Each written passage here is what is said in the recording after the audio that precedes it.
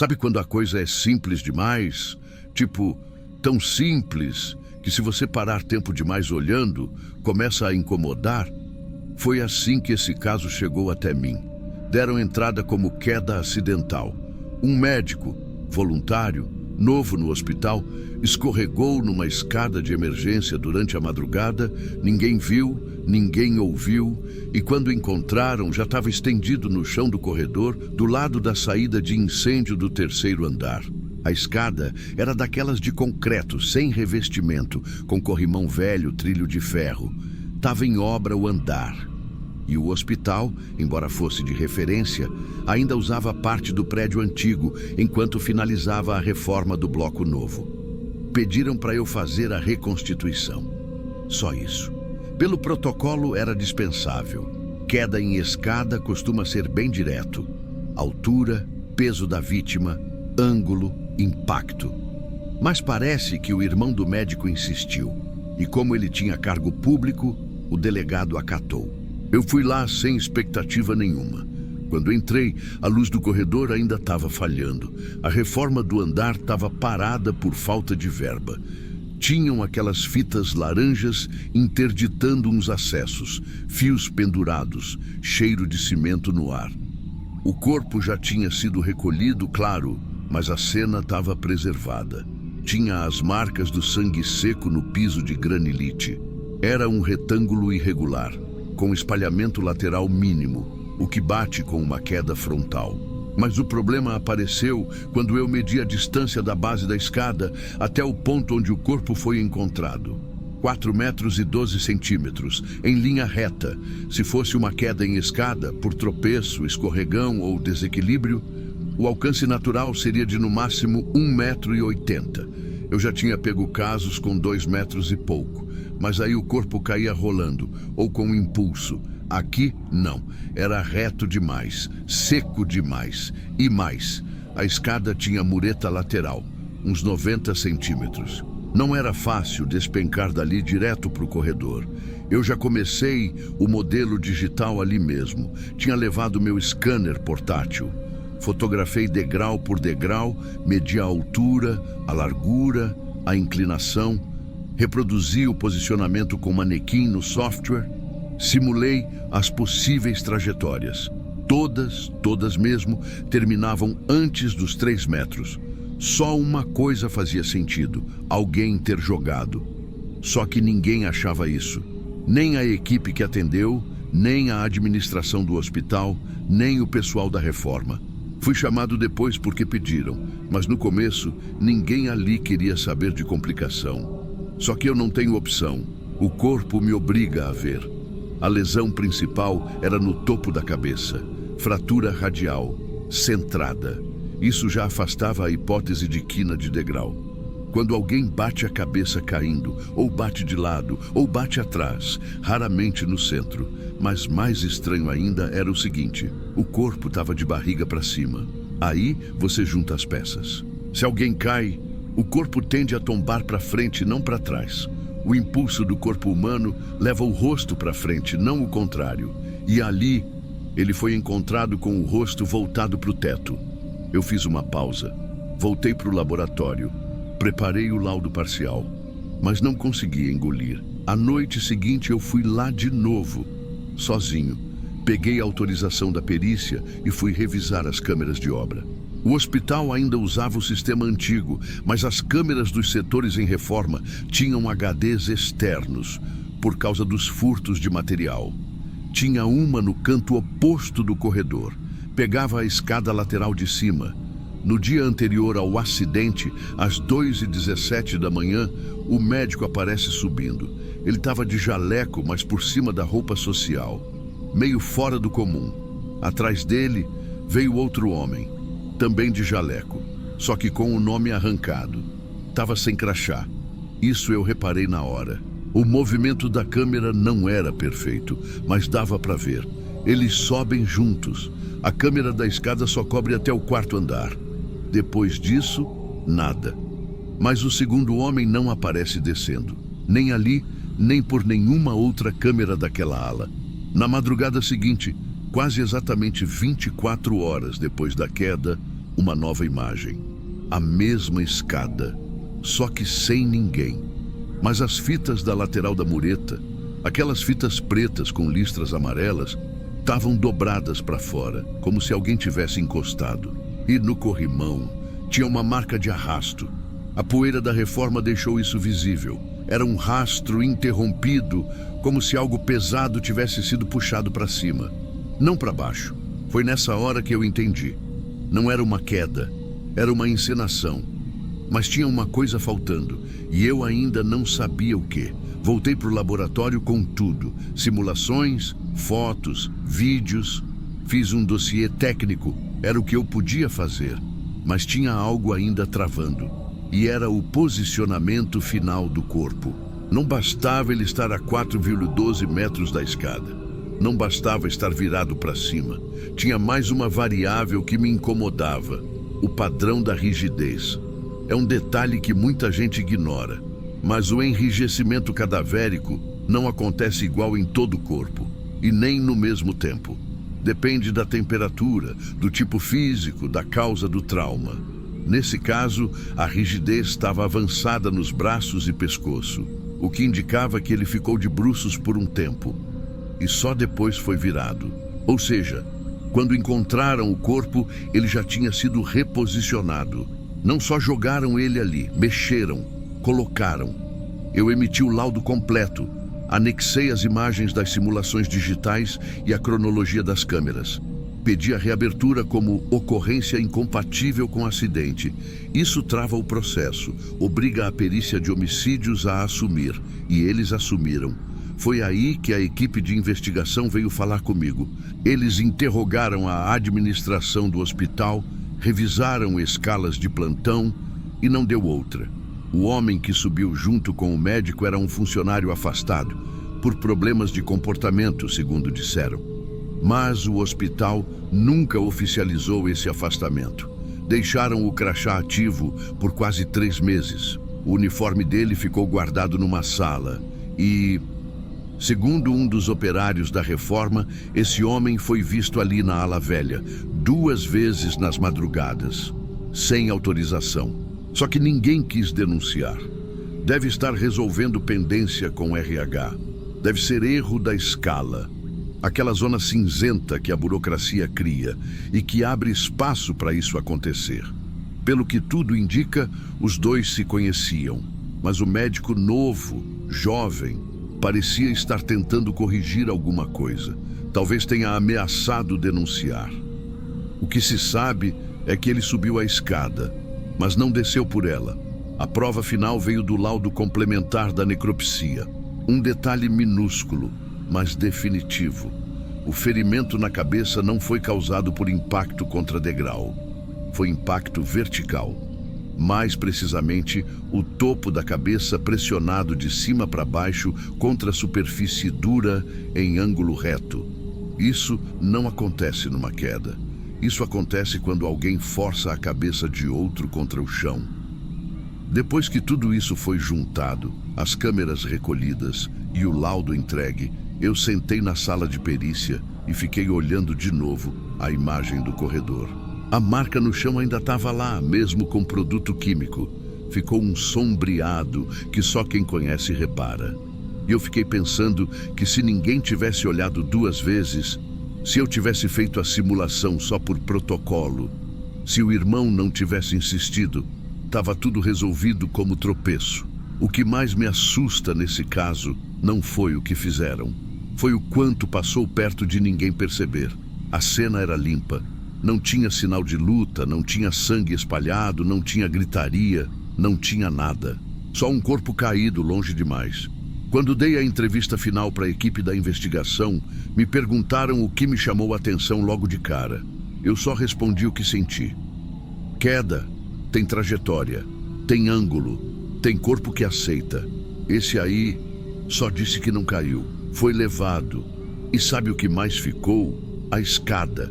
A escada que não dizia nada na primeira olhada, que só parecia parte da arquitetura, só cenário. Mas foi ela que entregou. A escada disse uma coisa, mas o chão respondeu diferente. Hoje, toda vez que vejo alguém dizer que alguém caiu, Eu penso, tem coisa que não cai, é colocada, e o corpo avisa, mesmo quando ninguém quer ouvir.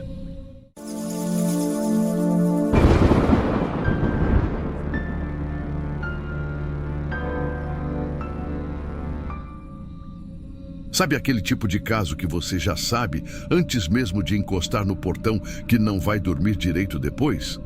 Não era pela proporção do incêndio, nem pelo barulho dos vizinhos. Era pela ausência disso tudo. A rua estava quieta. Nenhuma sirene ligada, só o som do sol quente batendo no alumínio da viatura dos bombeiros. A casa era térrea, simples, com aqueles muros descascando em volta, e o cheiro ainda vinha quente, mesmo horas depois. Não era só de queimada, era um cheiro mais oco e doce, que sobe pelo nariz e parece empurrar alguma coisa para dentro da cabeça. Eu sou perito criminal da área de incêndios e explosões. Trabalho com isso há 14 anos. Já fui chamado para tudo quanto é tipo de ocorrência. De fogão mal fechado até tanque de gás que levou o teto da casa junto. Mas essa foi diferente antes mesmo de eu cruzar a porta. Porque só um quarto queimou. E o quarto estava trancado por dentro. A mãe estava do lado de fora, sentada na calçada, com os braços roxos de segurar gente que tentava impedir ela de entrar. Eu não costumo olhar muito para familiar, não. Tento manter o foco técnico.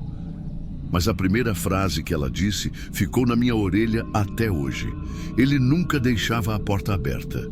Nem para mim. Falava que ia se concentrar. A equipe dos bombeiros já tinha arrombado a porta, claro, mas já era tarde. Eles encontraram o menino ajoelhado entre a cama e a parede, como se estivesse tentando se esconder. Tinha 9 anos. Disseram que o quarto era dele, que ele jogava no computador quase todo fim de tarde e que a tranca era por dentro mesmo. Aquela chave antiga, girada com força. Tinha dia que a mãe dizia que precisava esperar ele terminar a fase para chamar para o jantar. Na análise inicial, o pessoal da investigação levantou um possível curto-circuito. Apontaram para uma extensão do lado do colchão e falaram que podia ter superaquecido. Mas aí eu entrei. Minha função é técnica. Eu não crio teoria. Eu olho para o que sobrou. E ali, Bruno, não sobrou o que devia. Primeira coisa que eu estranhei foi a tomada. Intacta, nenhum fio derretido, nenhuma mancha de fulgor saindo da parede.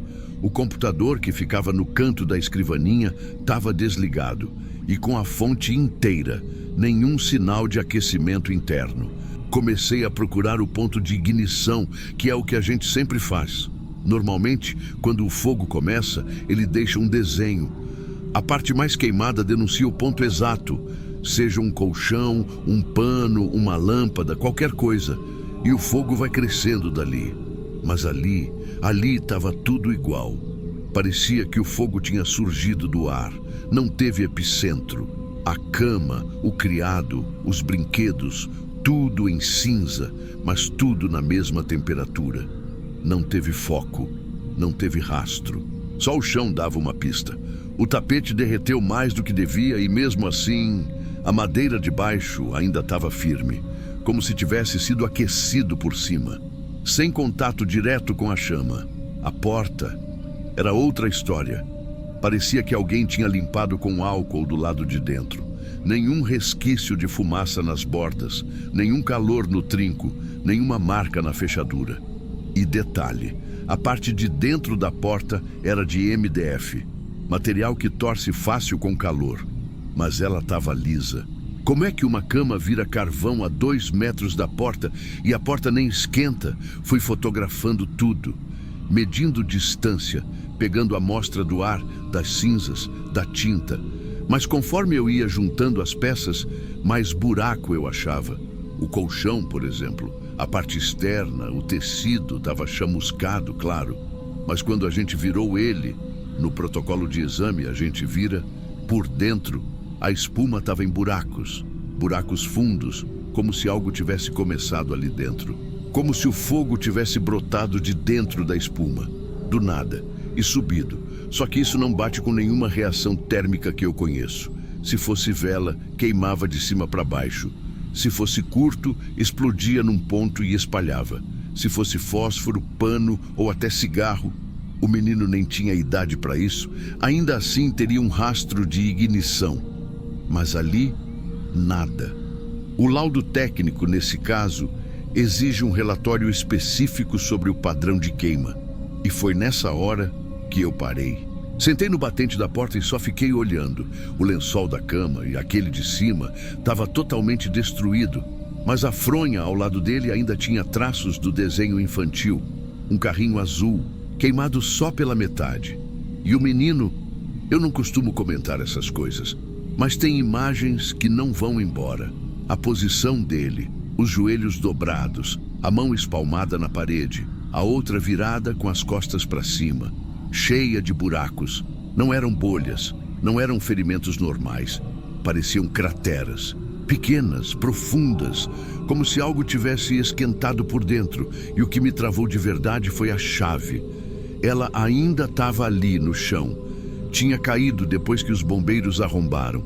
Uma chave de ferro comum, mas fria. Nenhum sinal de calor, nenhuma marca, nem do lado da fechadura, nem na haste, como se o fogo tivesse pulado tudo que deveria torrar e escolhido o que consumir. Nesse ponto, eu já sabia que o laudo ia ser diferente. Não ia poder seguir o protocolo comum. Porque ali, Bruno, a gente não tinha um incêndio, a gente tinha uma ausência completa de lógica. E mesmo que eu explicasse, não ia fazer sentido, porque teve fogo, mas não teve origem. Fui obrigado a assinar o laudo como causa indeterminada. É o termo que a gente usa quando nenhuma explicação se sustenta com base no que foi encontrado no local. Mas não era só isso. Na prática, eu deixei aquele laudo em branco, porque mesmo o termo indeterminada já parte do princípio de que houve um motivo. E ali, parecia que o motivo tinha sido apagado junto com tudo. Teve uma hora em que eu estava sozinho dentro do quarto. O pessoal da perícia fotográfica já tinha terminado, os bombeiros já tinham ido embora e a mãe, bom, ela estava sedada, segundo o SAMU. E eu fiquei em pé ali no meio, olhando para o teto. Não era nem teto mais. Era fuligem seca, ondulada, sem marcas específicas, como se tivesse passado um calor igual por todo o cômodo, como se o fogo tivesse vindo de fora, mas sem ter entrado. A cena mais absurda de todas foi quando eu tirei a moldura do quadro da parede. Era uma ilustração simples, coisa de criança mesmo, desenho de dinossauro com nome pintado embaixo, Lucas. O papel do quadro estava inteiro, só um pedaço amarelado na borda de cima, mas a parede ao lado dele estava em carvão. Você entende o que isso significa? Um papel comum resistiu ao que destruiu tinta automotiva de brinquedo. O fogo contornou o quadro, ou ignorou. Voltei para a delegacia no fim da tarde. Levei o material para o laboratório. Fiquei esperando alguma amostra dar positivo para acelerante químico, alguma anomalia térmica, qualquer sinal, mas não veio nada. Amostra de tecido, padrão. Espuma, padrão. Pigmento da tinta da parede, alteração esperada por exposição térmica, sem sinal de explosivo, sem traço de álcool, sem gás, sem querosene, sem nada. E sabe o que é pior? Esse tipo de laudo a gente não arquiva só no sistema digital. A gente imprime uma via física e manda em envelope lacrado para a central do Instituto em São Paulo. E a moça que recebe lá é técnica também, já acostumada com laudo estranho. Mas quando o meu chegou, ela me ligou. Ela só perguntou assim: qual foi o fator de exclusão? E eu fiquei em silêncio, porque não teve. Não teve ventilação cruzada, não teve porta aberta, não teve fresta. O quarto estava trancado por dentro, com chave virada, com trinco engatado, e mesmo assim virou uma fornalha em silêncio. Um quarto infantil, no segundo andar de uma casa térrea. Sim, O cômodo foi construído com um mezanino improvisado, daqueles fundos de casa que a família vai ampliando aos poucos. Subia-se por uma escadinha fina de ferro, sem janela, sem rota de fuga. Ele chamava de meu castelo, segundo a mãe, e foi ali que tudo ficou preto. Depois de semanas, o caso foi arquivado. Não teve denúncia, não teve suspeito, não teve boletim complementar. Só teve laudo com 3 palavras: causa não determinada. Mas eu guardei uma cópia comigo. Eu não costumo fazer isso. Aliás, nem devo. Mas aquela folha ficou comigo por uma razão. Ela foi a única da minha carreira que eu assinei, sem acreditar, sem conseguir explicar. E toda vez que eu olho para ela, a imagem volta. A cama que queimou de dentro, a mão virada com buracos fundos e a porta. Aquela porta intacta, trancada, que nunca abriu. Fogo, quando é verdadeiro, grita, estoura, corre, deixa pista. Mas aquele fogo mentiu. Mentiu quando queimou só o que não devia. Mentiu quando deixou tudo em cinzas, mas nenhuma origem. E mentiu quando se trancou por dentro. Às vezes o fogo conta uma história. Às vezes ele apaga todas. Nesse caso, ele fez as 2 coisas ao mesmo tempo.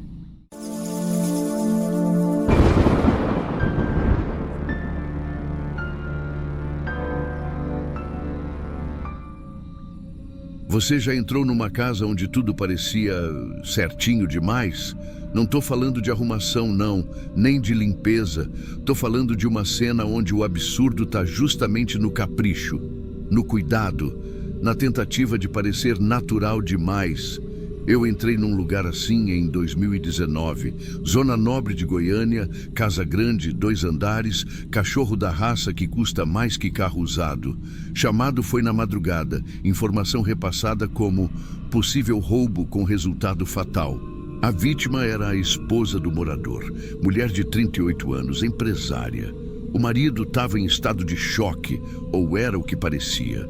Disseram que 2 homens armados tinham invadido a casa, revirado tudo, levado alguns eletrônicos. E na confusão, ela teria reagido. Segundo o marido, ela estava na sala. Ele ouviu um estampido, desceu correndo e já encontrou ela caída no chão sem reagir. A dupla teria fugido por uma porta lateral. A primeira coisa que eu notei foi o silêncio. Silêncio demais para uma casa que, segundo o relato, tinha sido invadida por 2 homens armados e apressados. A iluminação ainda estava ligada, não havia sinal de corrida nem de esbarrão imóvel. As gavetas abertas, mas com a arrumação ainda no fundo, como se alguém tivesse levantado as coisas só por cima. As portas dos armários, todas entreabertas na mesma angulação. O tapete da sala, onde a mulher estava deitada, estava perfeitamente alinhado. Nenhuma ponta dobrada, nem marca de sapato. E ali, bem entre o sofá e a parede, estava o corpo dela, posição dorsal. Braços meio abertos, rosto sereno. Sereno demais, para falar a verdade. A princípio parecia um caso claro. A mulher estava com um ferimento único, região torácica. Pouco sangue visível. E nada de sinal de luta, mas foi quando eu ajoelhei do lado esquerdo do corpo que tudo parou, porque a perna esquerda dela estava esticada e a direita dobrada, dobradinha, como se ela estivesse dormindo de lado. Só que ela estava de barriga para cima e com a perna direita inteira por baixo das costas. A gente costuma ver posição fetal em cena de trauma emocional, de proteção. Mas aquilo ali era outra coisa. Aquilo exigia tempo. A perna não estava deslocada, não tinha fratura, estava dobrada, como quem pega a perna de uma boneca e põe ali devagar com as 2 mãos. E mais, o joelho dela estava virado para dentro. Um movimento que em gente viva exige intencionalidade e em corpo sem reação exige manipulação. Eu fiquei parado ali, em silêncio, porque tinha alguma coisa naquela perna que gritava. Levantei devagar, fui para a parte de trás da sala. A porta da lateral, onde, segundo o marido, os invasores fugiram, estava com o batente quebrado. Mas o tipo de quebra era interna. como se alguém tivesse batido com força para abrir por dentro. Só que o trinco da porta estava intacto e no chão, nada. Nem marca de bota, nem respingo, nem fio de roupa puxado. Subi. No quarto principal, a cama estava com os travesseiros empilhados na posição de quem levanta todo dia e arruma. E numa das gavetas da cômoda, achei a TV que tinha sido levada. Voltei para a sala. Chamei a perícia complementar. Solicitei análise da direção do ferimento, da mancha de sangue sob o corpo e do padrão de rigidez. A cena não falava, mas a perna não calava. O laudo preliminar confirmou o que a perna já tinha contado. A rigidez estava em estágio avançado e aquele tipo de dobramento só seria possível até, no máximo, 2 horas depois do óbito. Depois disso, a perna não cede mais sem fratura. Ou seja, se o disparo foi fatal, alguém mexeu no corpo antes da rigidez travar tudo. Dobrou, colocou embaixo, com calma, com intenção. A análise do padrão de sangue também entregou. A mancha principal estava sob o quadril, mas não tinha rastro de desabamento. Ela não tinha escorrido até ali. Ela já estava ali quando o sangue parou. Ou seja, ela foi colocada naquela posição antes da coagulação.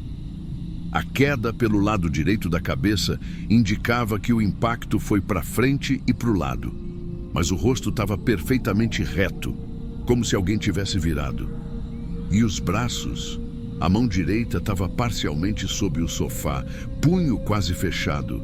Mas a esquerda estava aberta, palmada para cima, dedos quase simétricos. Aquela mão foi arrumada. E é aí que você percebe. O corpo virou uma composição, como uma cena pensada, como uma história que só não foi perfeita, porque a perna entregou. O que mais me marcou foi o cachorro, um labrador, já idoso. Ficou o tempo todo quieto, no canto. E eu não sou especialista em comportamento animal, mas qualquer cachorro acorda com porta arrombada. Ainda mais um labrador que vive dentro de casa.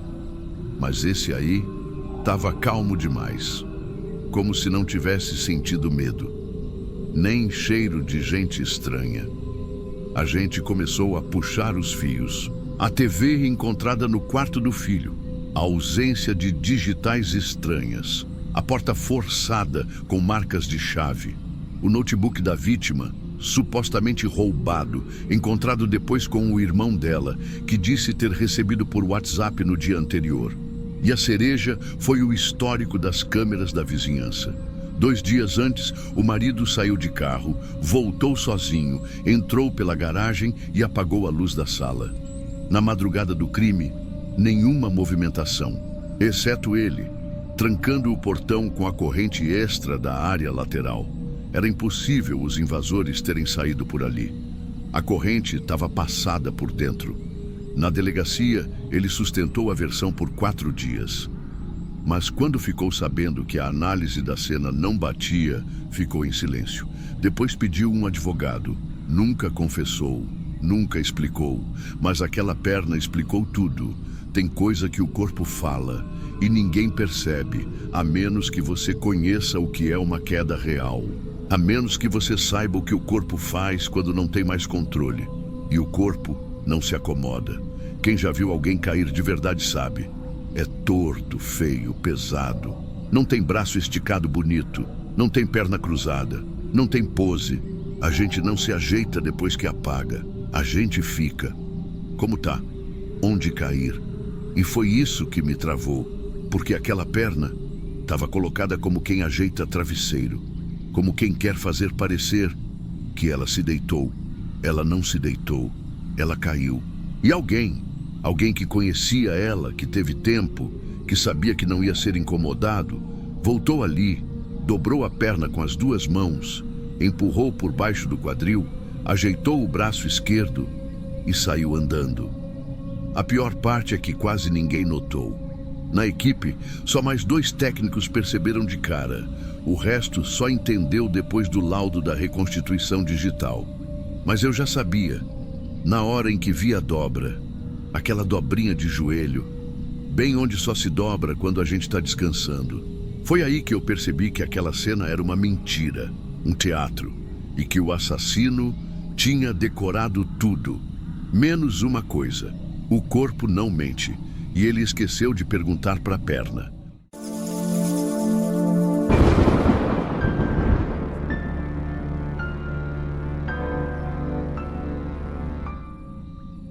Eu sempre desconfio quando o quarto tá limpo demais.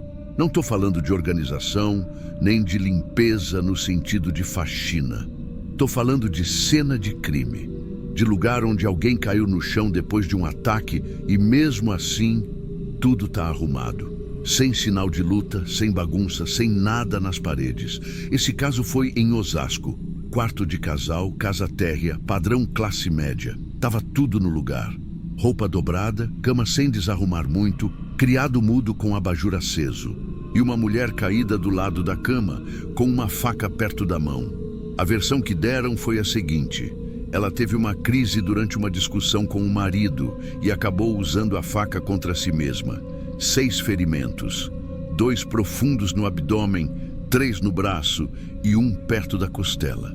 A perícia inicial considerou a possibilidade, porque a faca estava lá e o marido ficou o tempo todo chorando, trêmulo, dizendo que não conseguiu segurar ela. Só que depois de uns dias, chamaram a gente. Mais precisamente, me chamaram, porque quando as fotos chegaram no setor de reconstrução de cena, o chefe olhou e comentou: "Tem alguma coisa errada aqui." E jogaram no meu colo. Meu nome é Luiz, sou perito criminal, especializado em análise de manchas de sangue. A gente chama de BPA, Bloodstain Pattern Analysis, mas na prática é isso: entender o que o sangue tentou dizer. O curioso é que, quando a cena é mesmo um ataque, o sangue não mente. Ele pode estar embaixo da cama, grudado atrás da porta, escorrido pelo batente ou até na parte de trás da cortina. Mas ele fala, sempre fala, e nesse caso, estava todo contido em volta do corpo, como se a mulher tivesse caído e sangrado num círculo perfeito e só ali. Mas tinha uma coisa que me incomodou logo de cara. Atrás da porta, nenhum respingo, nenhuma gota. Sendo que, segundo a narrativa do marido, a discussão começou com a porta fechada. E aí, na foto número 32, eu vi uma mancha ovalada no rodapé, atrás do criado mudo. Bem escondida. Estava seca, quase invisível, mas dava para ver que tinha sido arrastada por algo. Como se alguém tivesse puxado um móvel por cima. Aí eu pedi acesso à casa de novo. Cheguei no endereço com minha equipe pequena, no fim de uma tarde. Já tinham retirado o corpo, claro, e feito a limpeza padrão. Mas eu pedi acesso ao local como estava no dia. Luz natural, portas na mesma posição, nada de reencenar ainda. E foi só acender a luz forense que a coisa começou a aparecer. No chão, ao lado oposto da cama, tinha uma marca em meia-lua. Sangue coagulado e depois raspado. Um traço curvo, denso, que seguia da beirada da cama até a parede. Aquilo é clássico de deslocamento pós-ocorrência. O sangue escorreu primeiro e depois alguma coisa foi passada por cima. No caso, a cama. Ou seja, ela não caiu ali, ela caiu antes, sangrou antes, e alguém puxou a cama por cima depois. A cena tinha sido mexida. Mas aí vem a parte mais difícil, entender o motivo. Porque nem todo mundo que tenta alterar uma cena é culpado de fato. Às vezes é desespero, às vezes é medo de ser acusado, mas nesse caso, tinha algo a mais. Subi em uma escadinha que deixaram na área de serviço, levei até o quarto e fui olhando o teto com a luz azul. E ali tinha uma espiral. Um padrão claro, em curva, feito por respingo de sangue projetado em arco. Do tipo que acontece quando alguém balança uma arma cortante com força e o sangue da lâmina se solta em gotas. O nome técnico é cast-off pattern. E aquilo não bate com suicídio nenhum, porque para esse padrão aparecer no teto, o golpe tem que vir de cima, de alguém em pé, com força, várias vezes. Olhei a altura da espiral. Era mais de 1,60 m. a vítima não teria força nem angulação para produzir aquilo contra si mesma. Nesse ponto, a cena já estava praticamente recontando a história sozinha. E o que ela dizia não batia com o que o marido contou. A próxima coisa que eu fiz foi pedir o laudo do IML. Lá dizia que a primeira lesão, aquela que atingiu abaixo da costela, foi profunda e teria dificultado os movimentos da vítima logo de cara. Isso confirmava a minha suspeita. Ela não levantou, não andou até a cama, não teve força para se deslocar. Ou seja, alguém mexeu nela, ou mexeu no ambiente para esconder o que realmente aconteceu. Na perícia, a gente costuma usar um termo meio frio, mas necessário: trajetória. É como se cada gota de sangue fosse um ponto num mapa, e quando você conecta esses pontos, eles contam uma história. O problema é quando essa história não combina com a versão de ninguém. Seguindo os padrões no chão, eu consegui reconstruir um trajeto.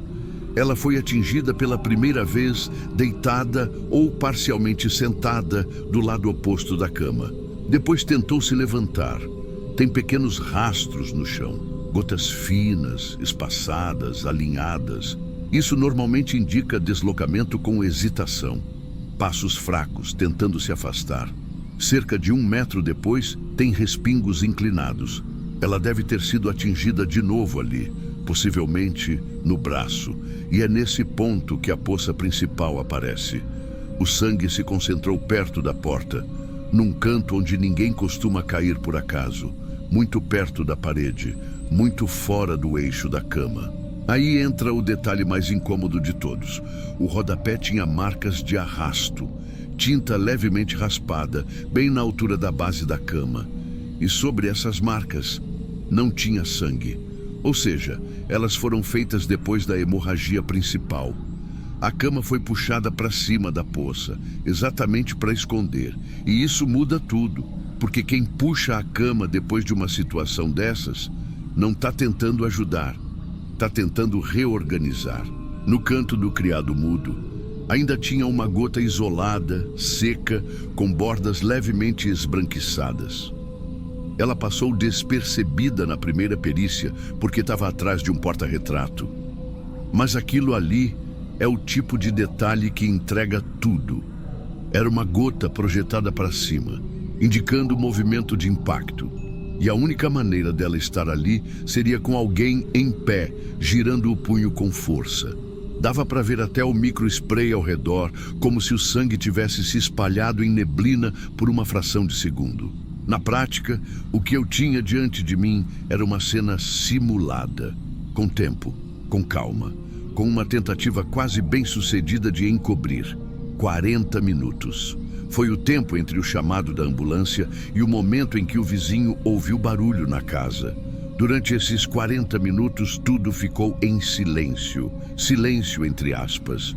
Porque o chão falava, o teto gritava e o sangue não mentia. Quando meu laudo ficou pronto, ele foi enviado para o MP. A promotoria entendeu a gravidade da alteração da cena e pediu reabertura da investigação. O marido foi ouvido de novo. Não confessou. Disse que foi tudo como contou no início, que não sabia explicar por que o corpo estava em outro lugar, que a esposa tinha perdido o controle, mas o sangue explicou por ele. E foi isso que eu escrevi no final do laudo. A distribuição dos padrões hemáticos encontrados no local não é compatível com lesões autoprovocadas nem com deslocamento espontâneo da vítima. Há fortes indícios de manipulação pós-ocorrência e tentativa deliberada de reorganizar a cena. Não precisei apontar culpado. Não é minha função. Mas é como eu sempre digo, eu não acuso. Eu só sigo as gotas. Essa história aconteceu há quase 5 anos e ainda me incomoda, porque tecnicamente é um caso resolvido. Mas tem algo na frieza, na forma como o ambiente foi organizado com tanto cuidado, que me tira o sono até hoje. A mulher não falou, não teve tempo, não teve chance. Mas a parede falou por ela, o teto também, e a cama. A cama foi o que mais gritou. Tem gente que encena uma tragédia como se fosse rotina, coloca a faca de volta, puxa a colcha, chama ajuda só quando não tem mais jeito, mas sempre esquece de olhar para cima. Cama arrastada, faca colocada, tempo cronometrado, mas quem fez tudo isso esqueceu de limpar o teto.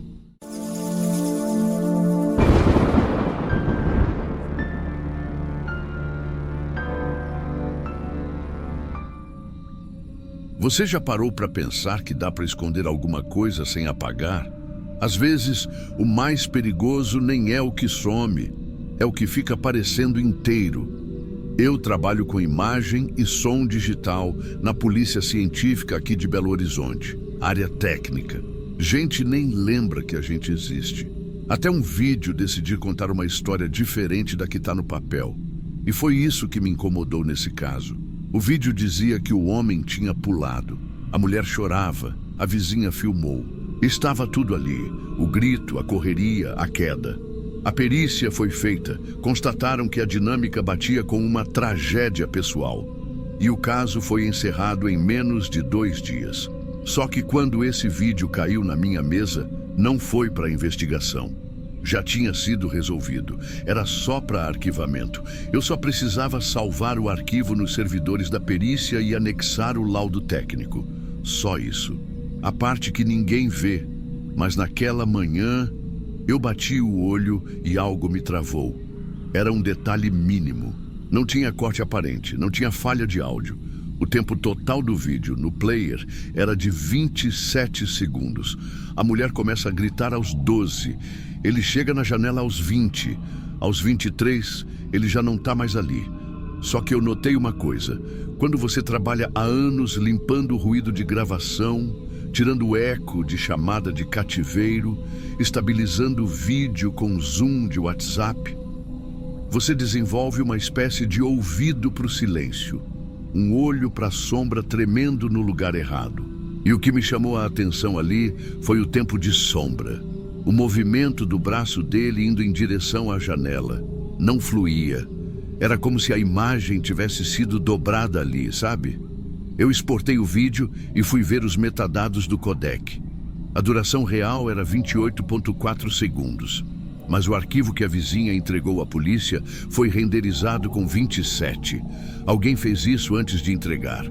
Cortaram 1,4 segundo, bem na transição entre o passo que ele dá e o momento em que o corpo sai da tela. E foi aí que me deu um calafrio, porque tecnicamente não há motivo nenhum para cortar 1 segundo de um vídeo de tragédia, a não ser que esse segundo dissesse alguma outra coisa. Eu podia ter só preenchido a ficha e dado entrada no sistema, igual todo mundo. O caso já estava fechado, mas eu pedi o backup bruto do celular da mulher que filmou. Ela tinha passado pelo cabo USB, o que geralmente deixa rastros da renderização. Recuperei o arquivo temporário. Usei um software que reconstitui quadros entre pontos perdidos. É um processo demorado, mas às vezes funciona. E funcionou.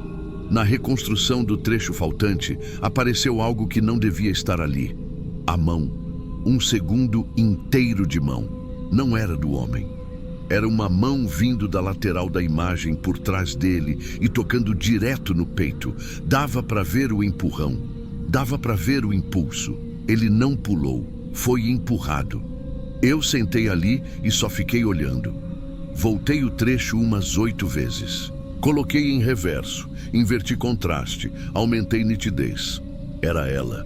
A mulher que tinha dito que só tinha gritado, que tinha ficado longe dele, que estava em choque.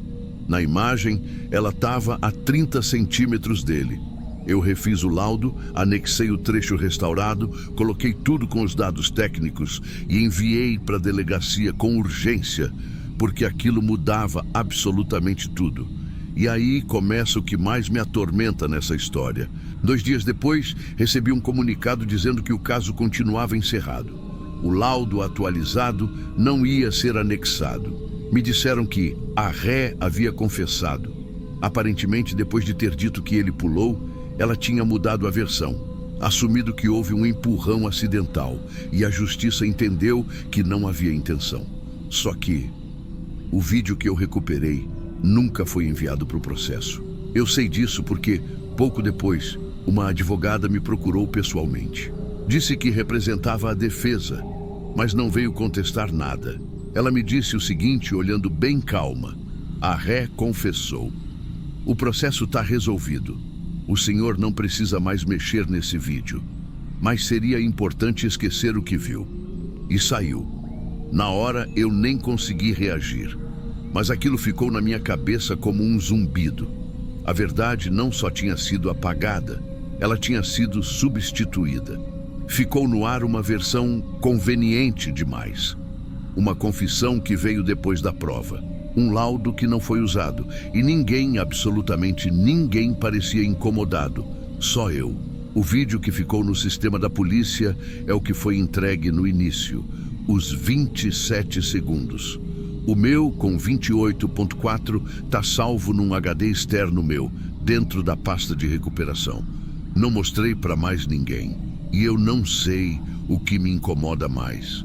Se é o fato de terem apagado ou a naturalidade com que aceitaram aquilo. Tem coisa que a gente vê e o mundo inteiro parece funcionar melhor quando você finge que não viu. E é isso que me persegue até hoje. Depois disso, eu segui trabalhando normalmente. Perícia de áudio em interceptação, análise de câmeras de vigilância, ruído em ligação, esse tipo de coisa. Mas tem um detalhe que talvez só faça sentido para quem já editou muita coisa. A gente desenvolve uma sensibilidade específica para corte mal feito. E não é só no vídeo, é nas conversas, nas decisões, nos processos. Eu passei a perceber outras situações com esse mesmo tipo de silêncio encaixado. Aquela pausa que todo mundo parece concordar que é melhor não preencher. Aquele espaço onde todo mundo sabe o que falta, mas ninguém fala em voz alta. Foi assim com esse vídeo. Eu voltei a assisti-lo algumas semanas depois, sozinho, de madrugada, naquela salinha de análise que a gente tem no segundo andar, ali na polícia científica. Luz branca, paredes forradas de espuma acústica. É um lugar onde nada entra e nada sai. Nem som, nem ruído, nem distração. Só eu e a imagem. E pela primeira vez, eu reparei numa coisa nova. Na hora em que o empurrão acontece, no segundo recuperado, não tem som. Nenhum. Não é só que a mulher não grita. Não é que ele não reage. É que o áudio inteiro, por 1.4 segundo, entra num vácuo. Sem reverberação, sem ruído ambiente, nenhum ruído digital. É como se aquele trecho não tivesse passado pelo mesmo espaço físico que o resto do vídeo. Parece besteira técnica, mas eu trabalho com isso. E quando uma imagem não tem ruído nenhum, é porque foi tratada demais, foi limpa demais, ou foi gerada de novo. Só que eu recuperei aquilo de um backup, uma estrutura crua. Não tinha motivo para aquele segundo estar mudo. Tecnicamente, ele devia ter pelo menos ruído residual. Som da rua, do celular, do vento, mas era mudo. E aí eu comecei a pensar, e se não era só questão de ocultar a imagem? E se aquele segundo não era para existir? A ré confessou sim. Só que confessou quando já não precisava mais, quando a verdade já tinha sido recortada, lavada e esquecida, quando ninguém mais queria abrir o vídeo de novo. Ela assumiu porque era mais fácil do que brigar com o silêncio que já tinham imposto ali. E quanto mais eu pensava, mais percebia o desconforto que esse caso causava. Não só em mim, mas em quem sabia. Gente da delegacia desviava o assunto. O laudo, apesar de protocolado, nunca teve despacho oficial. E a vizinha que filmou nunca mais apareceu para nada. Sumiu do inquérito, mudou de endereço. Sabe o que é pior? Em nenhum momento me proibiram de falar disso. Ninguém me mandou apagar nada. Ninguém me ameaçou. Só ignoraram. E esse tipo de silêncio é muito mais difícil de romper do que ameaça. Porque ele não te impede de falar. Ele só garante que ninguém vai ouvir. Hoje, sempre que me perguntam se tem algum caso que me marcou, Eu não falo do vídeo, eu falo do segundo. Porque ele ainda está aqui comigo, salvo, intocado, com a imagem que não deveria ter voltado, com a mão que não devia estar ali, com o silêncio mais ensurdecedor que já vi num arquivo de vídeo. Não foi um erro técnico, não foi falha humana, foi escolha. Escolheram esquecer aquele segundo, e tudo ficou mais fácil depois disso. Mais leve, mais rápido, mais limpo. E é isso que mais me assusta. Porque eu continuo aqui, analisando frame por frame de crimes reais, sabendo que às vezes o que mais incomoda não é o que a câmera mostra, é o que ela mostrou e alguém decidiu esconder. O vídeo dizia que ele pulou, mas eu sei que não foi. E mesmo sabendo, o mundo continua funcionando melhor com aquele segundo apagado. Eu trabalho com segundos, mas aquele ali me ensinou o que é mentir para si mesmo com a prova na mão.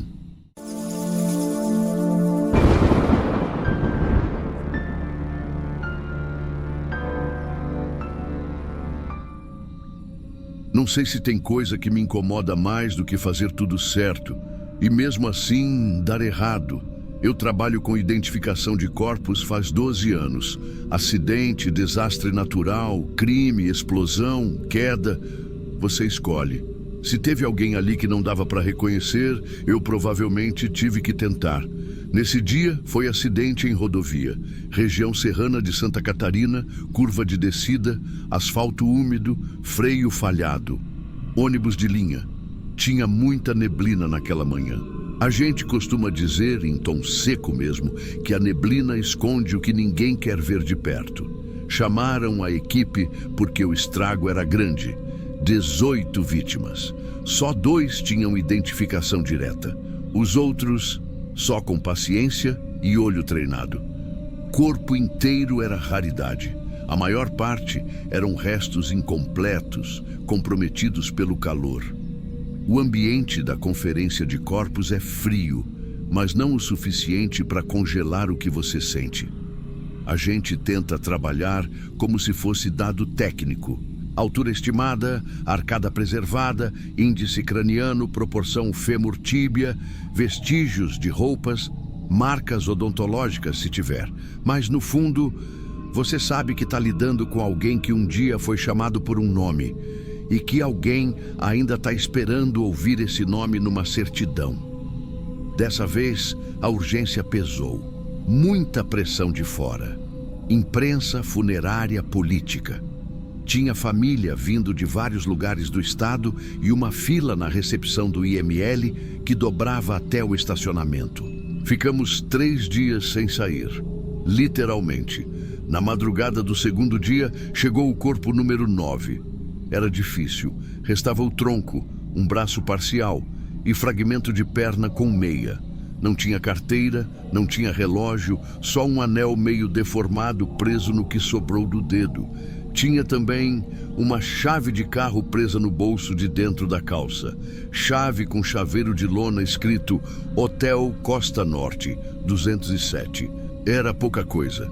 Mas como o anel combinava com a descrição feita pela família e tinha um homem desaparecido com nome compatível, a liberação foi feita com base nisso. Eu sei, não era o ideal. Mas ali, no meio de 18 corpos e nenhuma digital útil, a gente trabalha com o que dá, liberamos. Enterrado no 3º dia, com missa, velório, tudo, a família ficou em paz, ou parecia. 2 semanas depois, voltam, com outro tom no rosto. A mãe entra com uma foto grande na mão e diz, olhando nos olhos, aquilo que a gente enterrou não era o meu filho. E aí, o mundo para um pouco. Eu não sou de confrontar logo de cara. Pedi para sentar, pedi o protocolo do caso, reabri a documentação, peguei a ordem de liberação e os objetos. Olhei de novo aquele anel torto, a chave do hotel, a meia com estampa azul clara. Tudo conferia com o que eles mesmos tinham falado. Mas aí, a mulher tira do bolso uma sacola plástica com outra meia e diz, a que ele usava nesse dia era dessa marca aqui. Essa estampa, essa costura lateral, eu que comprei. Era novo. Eu sei o que você deve estar pensando. Como é que uma mãe vai lembrar de uma meia? Mas mãe lembra, principalmente quando é a última coisa que segurou do filho inteiro. E foi só aí que o DNA ficou pronto. Coincidência infeliz. A amostra compatível com o corpo número 9 batia com outra vítima. A verdadeira identidade era de um homem solteiro, 40 anos, sem contato com a família há uns anos. O nome que a gente colocou na liberação era outro. E o filho da mulher? O corpo real dele ainda estava na câmara fria. Eu encostei na bancada e fiquei quieto. Na minha cabeça só vinha uma frase: fiz tudo certo, menos o que mais importava. Quando fui avisar a família, o pai foi o primeiro a reagir. Então desenterra, troca. Só que não é assim. O outro corpo já estava sepultado. Documentado, cartório feito, certidão emitida, missa rezada, gente indo visitar no domingo. Fui falar com a outra família, com cuidado, e a resposta foi uma parede. Agora vai querer abrir tudo de novo para dizer que ele não era nosso filho? E se não era, a gente já enterrou. Pra gente agora é. A sensação que dá é que o corpo vira posse e identidade vira contrato. E não tem mais como devolver. A burocracia vira muralha. O que está no papel vale mais do que o que está no peito de quem ficou. A mãe verdadeira veio todo dia por uma semana. Queria ver o filho, queria que o nome dele voltasse a valer. Só que o que sobrou não podia mais ser velado. Tinha passado tempo demais. Ela teve que aceitar a cremação. E aí entra a parte que mais me pesa até hoje. O filho dela foi cremado com o nome errado. E o outro ficou com lápide e flores. Um corpo sem nenhuma ligação emocional. Um nome que nunca foi ouvido por ele em vida. Uma história que não era dele. Eu redigi um parecer. Técnico, frio, do jeito que o sistema exige. Escrevi onde falhei. Assinei com data, laudo, tudo. Colocaram num envelope e enfiaram na gaveta de arquivos não contestados. Ninguém mais abriu. Teve uma hora que a mãe dele entrou na sala de liberação com a urna nas mãos. Não era mais o corpo, era só o que sobrou dele depois que queimaram. Ela me olhou de um jeito que não sei explicar.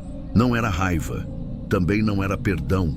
Era uma coisa no meio, um silêncio que nem o tempo resolve. Sentou, colocou a urna no colo e perguntou baixinho: "Esse é mesmo o meu filho?" E eu, com os olhos no chão, respondi o que tinha coragem de responder: "É tudo que restou dele", com o nome de outro. Eu ainda tentei. Ofereci refazer o registro, colocar uma placa simbólica, emitir um novo laudo com o nome certo. Mas nada disso muda o que ela sentia. Ela não queria o corpo. Ela queria o último gesto certo. Só que o gesto já tinha sido feito, e feito com o nome errado. O que ficou ali era só o peso de uma urna sem voz. Desde aquele caso, eu nunca mais tratei identificação como tarefa. Pode parecer que a gente só organiza vestígio e assina folha. Mas o que a gente entrega ou erra fica para sempre num lugar que o laudo não alcança. Teve uma noite que eu sonhei com o número 9, não com o rosto dele, nem com a chave do hotel. Eu sonhei com o caixão sendo descido e uma voz perguntando de baixo: "É esse o nome que você escolheu para mim?" Acordei gelado e fiquei sentado na cama pensando: no final das contas, quem a gente enterra certo? É quem tem o nome certo no papel? Ou é quem teve o próprio nome dito por alguém que amava? Eu não sei, só sei que desde esse dia, toda vez que fecho um envelope com o nome de vítima, eu repito em voz baixa: não por protocolo, não por fé, só por respeito, porque corpo é corpo. Mas nome é o que bota a alma no lugar certo.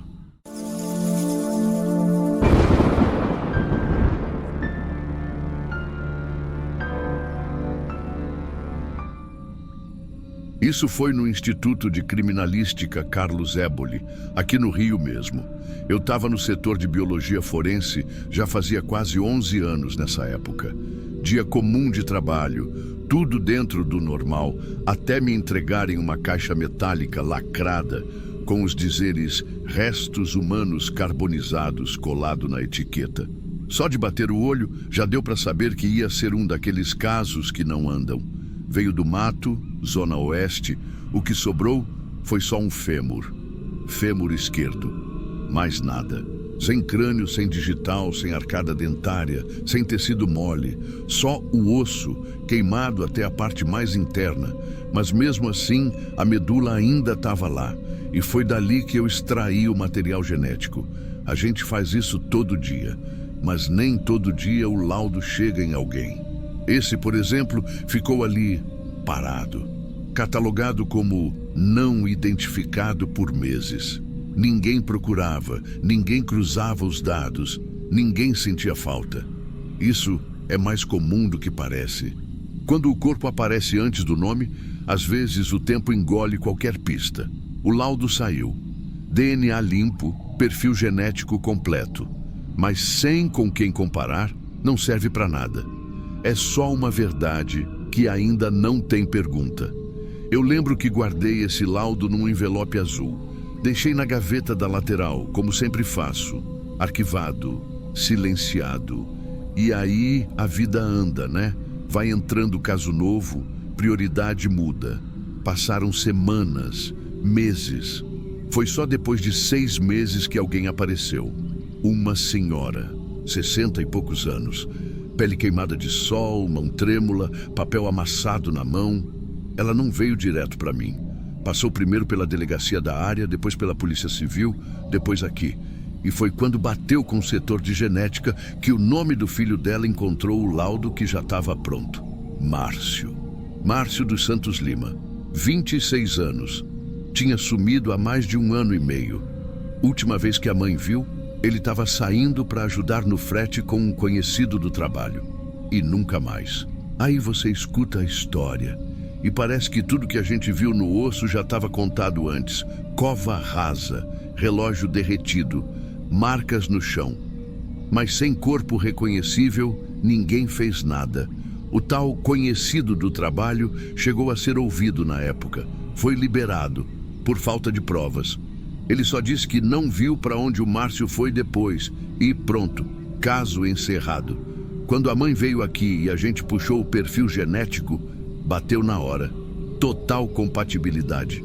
Ela reconheceu o relógio, o modelo, até a pulseira de tecido que ele usava embaixo para não pinicar. Tinha a letra M na fivela. Estava queimada, mas dava para ver. Naquele momento, a gente descobriu quem era a vítima. Só que ninguém mais podia ser responsabilizado. O sujeito que a mãe suspeitava já tinha sido morto num bar meses antes. Discussão por causa de jogo, virou estatística. E o nome do Márcio só apareceu depois. É estranho falar isso, mas eu fiz tudo certo.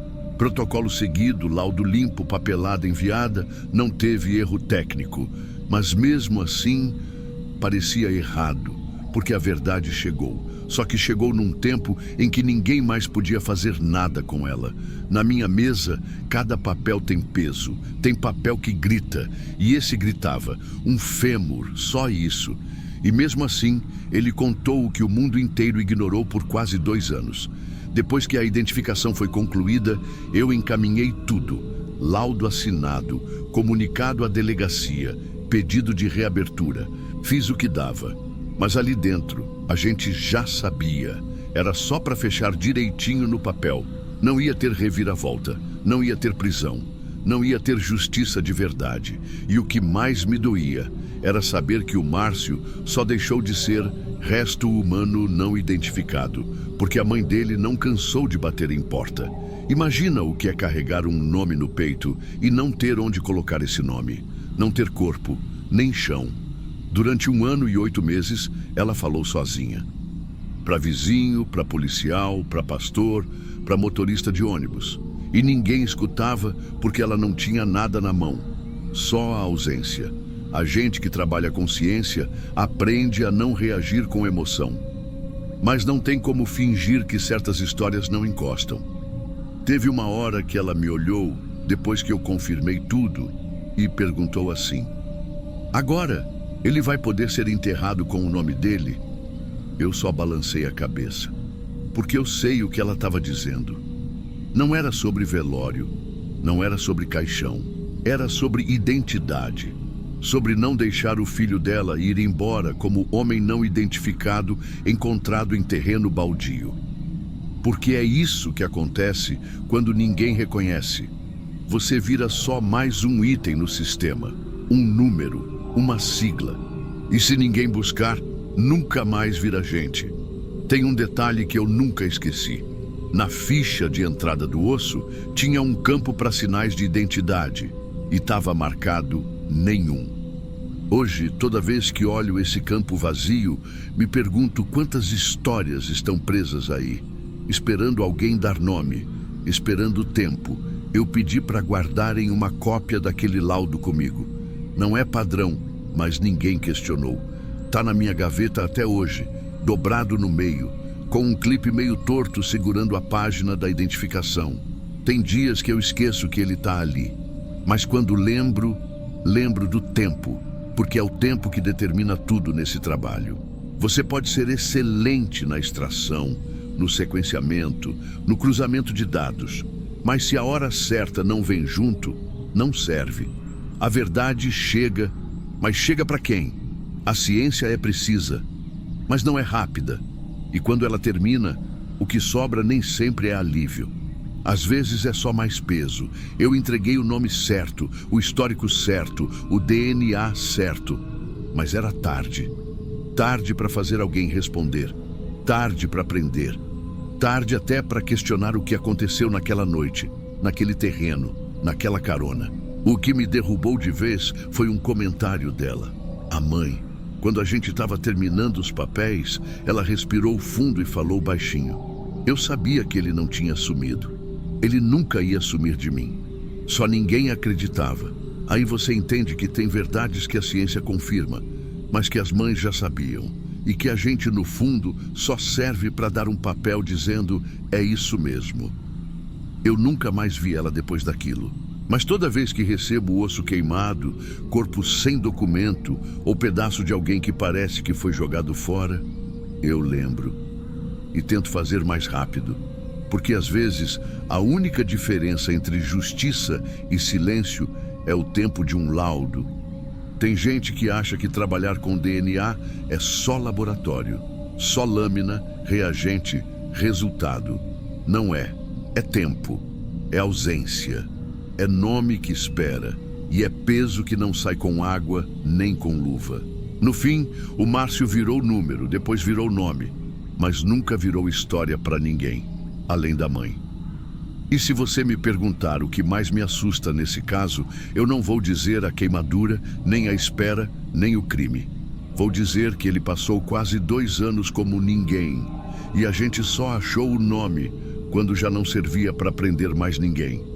O laudo ficou perfeito, o protocolo também, mas o tempo falhou, e o que sobrou foi só um nome, entregue tarde demais.